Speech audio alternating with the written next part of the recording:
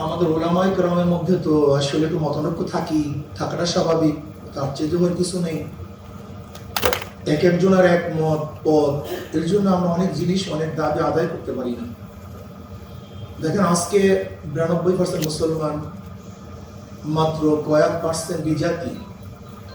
এর মধ্যে হিন্দুদের পার্সেন্টেজ হয়তো বা 7 বা 6, বাকি বৌদ্ধ, খ্রিস্টান, অন্য সমস্ত সম্প্রদায়। কিন্তু তাদের ইউনিটি মজবুত থাকার কারণে তারা কিন্তু সকল দাবি দাওয়া আদায় করতে পারে।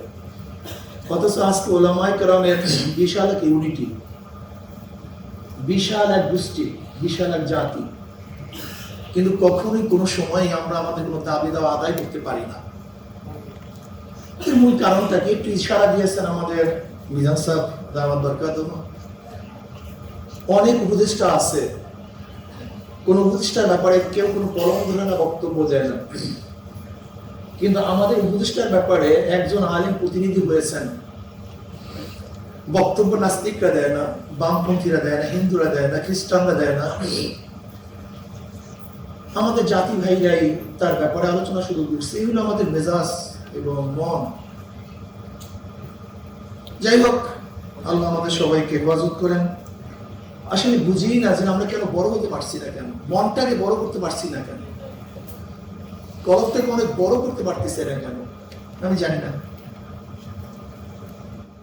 আমাদের স্বতন্ত্র অবস্থায় এই স্বীকৃতি আমরা চাই, কওমি মাদ্রাসার স্বতন্ত্রতা বজায় রেখে এই অধিকার চাই।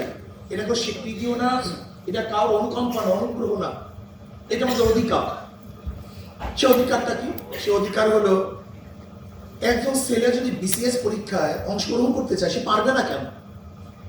আমরা এই কথা বলছি না যে সবাই বিসিএস অংশগ্রহণ করতে হবে। আমাদের কোনো জেহনি মেধা সম্পূর্ণ কোনো ছাত্র শুধু বিসিএস এ, আমরা এই কথা বলি না দাওরা পাস করার সাথে সাথে তাকে বিসিএস আপনি ই করেন, উইন করেন, আমরা তো এই কথা বলিনি। সে পরীক্ষা দিয়ে পাস করার যদি যোগ্যতা রাখে, সে অংশগ্রহণ করতে পারবে না কেন? যদি অংশগ্রহণ করতে না পারে, বৈষম্য। আমি তো এই কথা বলছি না, আমরা এই দাবি করছি না যে আমরা দাওরার সার্টিফিকেট দেবো, আমাদেরকে বিসিএস ক্যাডার বানায় দেন, এই দাবিটা আমরা করছি না। আমরা বলছি আমাদের অংশগ্রহণের সুযোগ দেন, যদি আমরা উইন করতে পারি, পাস করতে পারি, তাহলে আমরা ক্যাডার হবো, সমস্যা কি? দেখেন, 92% মুসলমানদের এই কান্ট্রির মধ্যে সবসময় অন্যান্য সংখ্যালঘুদের দিকে তাকিয়ে আইন করা হয়েছে, কিন্তু সংখ্যা গরিষ্ঠ মুসলমানদের দিকে তাকিয়ে কোনো আইন করা হয়নি। আপনি দেখুন, আজকে যখনই আমরা উচ্চারণ করি, কি বলি? মুসলমান, হিন্দু, খ্রিস্টান সবাই সম্মিলিত দেশ। এটা শুভঙ্করের ফাঁকি। মুসলিম, হিন্দু, বৌদ্ধ, খ্রিস্টান সবাই সম্মিলিত দেশ।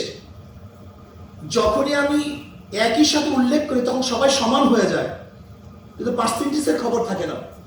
এখানে 92% মুসলমান, আদার্স মাত্র 8%। কিন্তু যখন আমরা আলোচনা করি, তখন আলোচনা করি মুসলমান, হিন্দু, বৌদ্ধ, খ্রিস্টান, কিন্তু আমাদের বৃহত্তর পার্সেন্টেজ এই খেয়াল আমাদের কাউ থাকে না। এই কারণে মুসলমানরা কোনো তাদের ব্যক্তিগত, সামাজিক, তাদের নৈতিক কোনো কিছু বাস্তবায়ন করতে পারে না।